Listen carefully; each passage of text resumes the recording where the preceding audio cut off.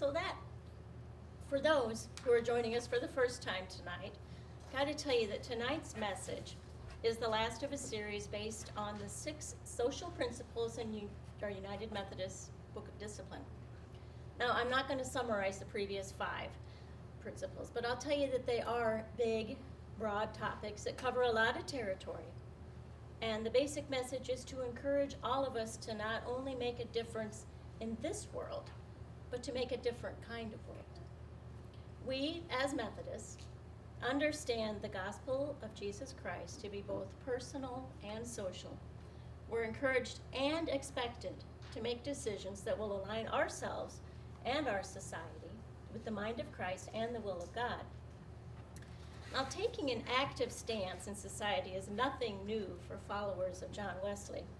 He set an example for us to marry our personal devotion to God with social action.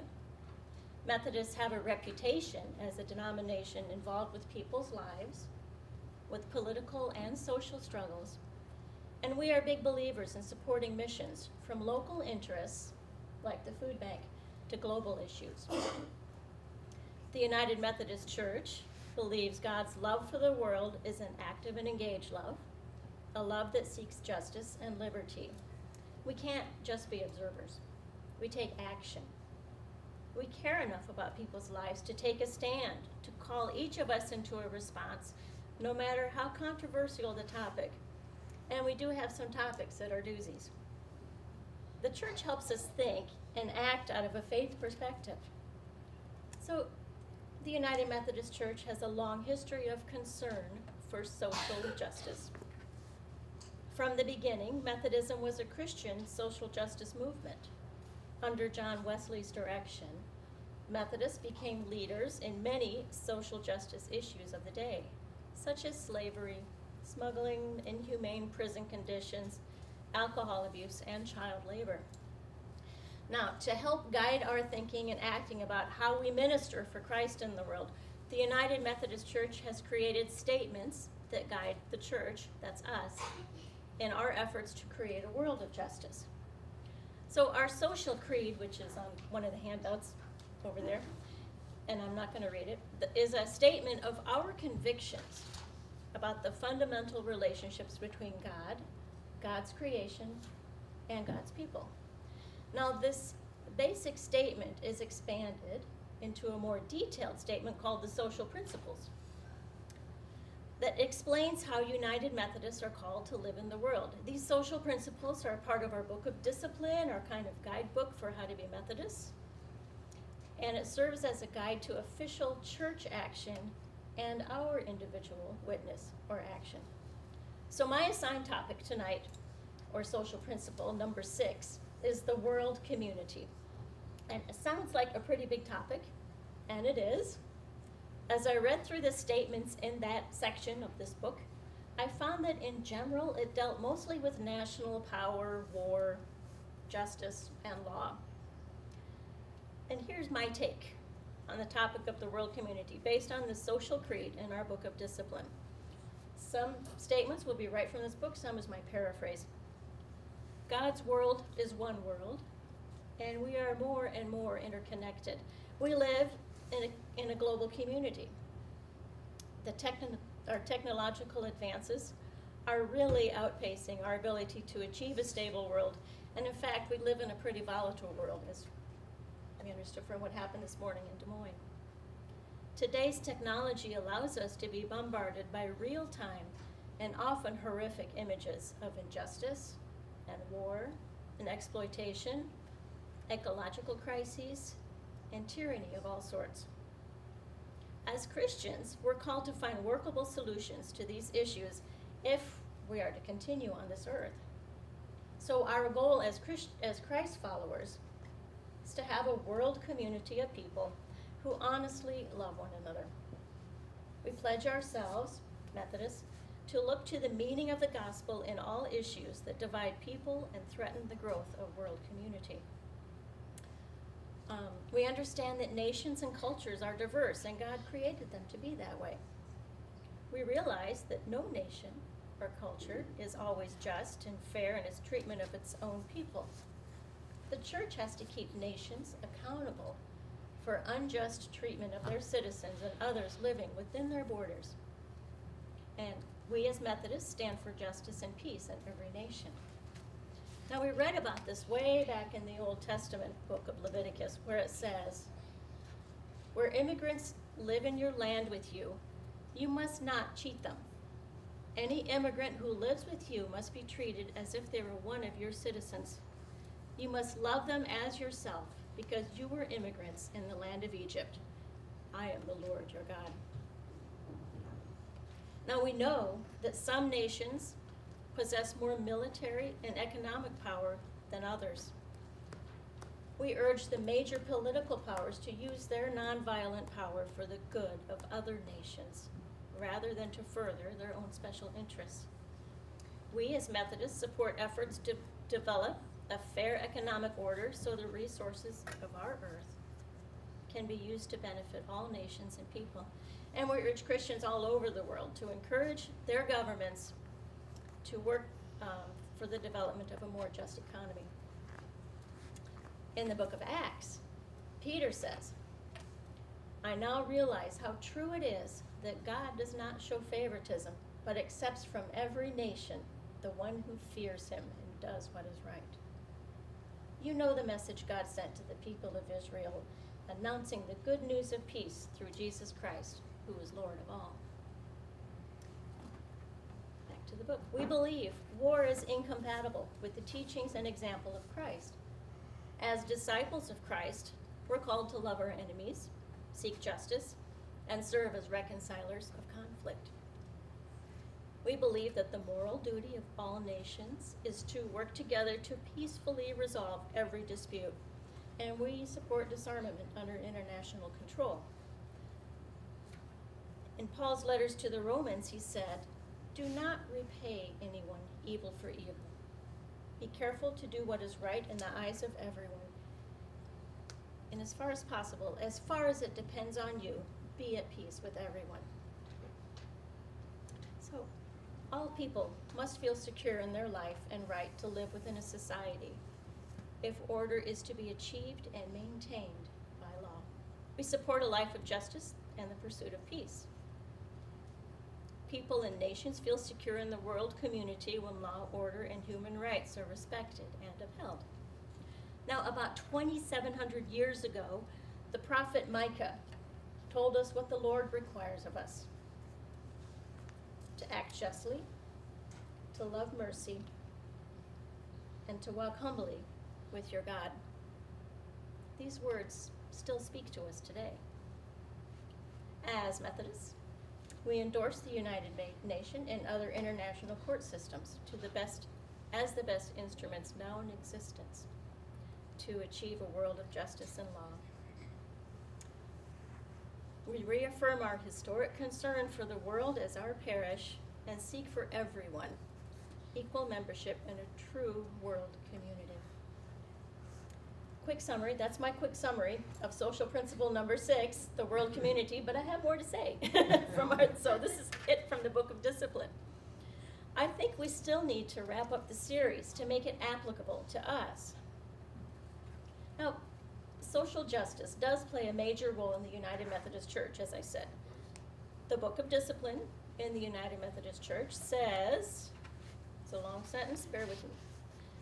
We hold governments responsible for the protection of the rights of the people to free and fair elections and to the freedoms of speech, religion, assembly, communications, media, and petition for redress of grievances without fear of reprisal, to the right of privacy, and to the guarantee of the rights to adequate food, clothing, shelter, education, and health care. That statement and the social principles are best understood when we are in relationship with people who are most directly impacted by a social issue. When we are in relationship with people, develop a friendship with them even, the social principles become illustrations for how we walk and talk and live and breathe the gospel in our churches and our society today. Now, I can't speak for any of you, but I can give you a few examples for how this looks in my life. I've been a child sponsor through World Vision for over 10 years. I don't know when I started, it's been a while. I started with one little boy from Chile. Isaiah was a chubby-cheeked 4-year-old when I became his sponsor. Now he's tall and husky and almost 15 years old. We have written back and forth for all those years, and I mourned with him when his dog died, and I rejoiced when he finally got a little brother a couple of years ago. Now today I sponsor 4 children.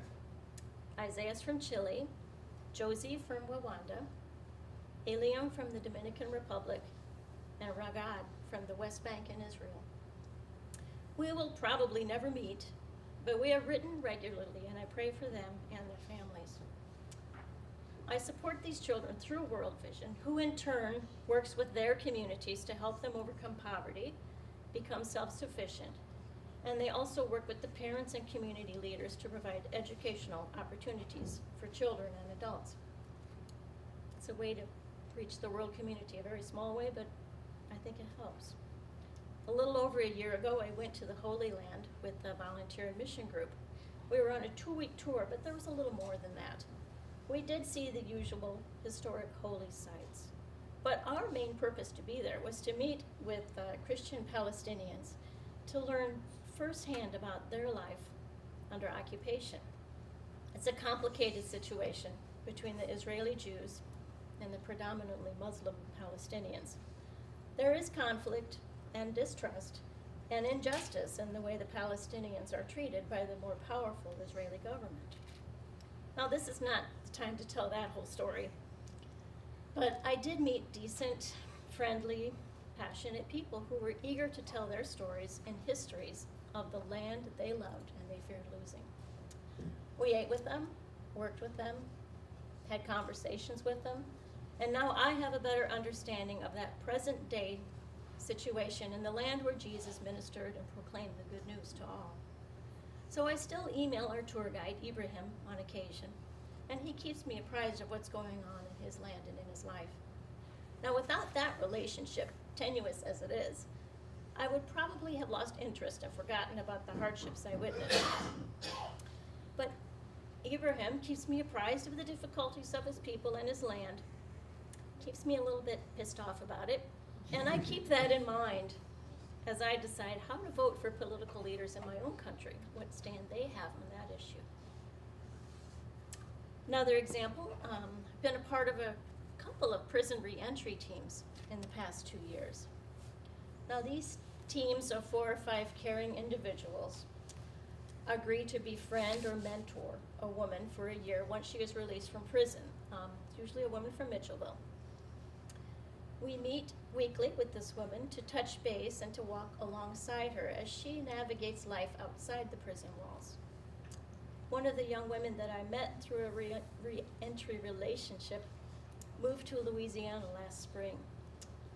We still keep in touch with text messages and letters, and I'm happy to say that Melissa is doing pretty well. It's a relationship that got me interested in mental health and drug abuse issues and prison reform. Had I not befriended Melissa and others and heard their stories, I would not have known about the hurt and pain that drug abuse and mental illness can bring to a family. And I would not have known how to advocate for others in similar situations. And on a similar note, I also correspond with a young man in federal prison. Aaron is a member of our church and is over halfway through his sentence of 12 years, I believe. He's by nature a nice, mild-mannered, awkwardly shy young man who made a very poor decision. His crime was not a violent crime or even a crime where he was directly involved with the victim, but the nature of his crime means that he will be labeled for the rest of his life as a risk to live in certain neighborhoods. So I write to him about once a month, just chatty letters about life as a middle-aged church secretary in Cedar Falls. He seems happy to get notes from his hometown. His family is grateful that someone cares for him. And I look forward to seeing him again when he's released in the next few years. It's another relationship that makes me aware of how our criminal justice system works for good or bad. One more story and I'll be done. You may be aware that there is a significant population of Burmese refugees in our community. these individuals and families come with very little in the way of resources or language skills. So a local organization called Ethnic Minorities of Burma Advocacy and Resource Center, or EMBARC for short. This organization helps the refugees in various ways. Now my role with this organization is as an English language partner, volunteer. So this spring I was paired up with this delightful young lady named Clara. And she's very eager to practice her conversational English language skills with me. So we meet every Sunday night for an hour or so, become quite comfortable with each other. A couple of weeks ago I went to her home for dinner and got to meet her neighbors and hear some of their stories and dreams for a better life in the USA. It's a relationship that has given me a better understanding of the challenges that immigrants and refugees can face. I bet that most of you, or all of you, probably have your own way of being Christ for one another. And I encourage you to continue to seek justice, love mercy, and walk humbly with your Lord, as Micah so eloquently said. The social principles are simply recommendations for how we as United Methodists can walk and talk and live and breathe the gospel in our churches and our society today. So in closing, I challenge you to look for opportunities to not only make a difference in this world, to make a different kind of world. We're going to end our fusion service with a music video. Although the musical style is not to my usual taste, I love the lyrics and the imagery. I have the lyrics on that sheet because I can't understand them. So be thinking of how you can look for angels or be an angel to someone this week. Cue the video. Ladies and gentlemen, give it up for our speaker, Lisa Congdon. Lots to digest there. One, I thought you were just an office lady. I had no idea you did like any of that other stuff. So that's great. I'm happy that you get out of the office to do that. Once in a while, yeah. Also, if you have the lyric sheet, that was the band Skillet. Their lead singer's name is actually John Cooper. What do you know? Yeah, a much more talented John Cooper, obviously. I want to thank everybody for coming tonight. I want to thank our guests for coming all the way. I hope you guys enjoyed yourselves. It was great to have you worship with us tonight. John, just so you know, Bear disagrees with you. He thinks you're more talented, John. He said nah. We hope to see you next week. I am going to be diving in and talking about whoever becomes our next president. So that's going to be a fun one. But until then, I hope you all have a great week. Safe travels home. Go Cubbies and be Christ for one another. Thank you guys.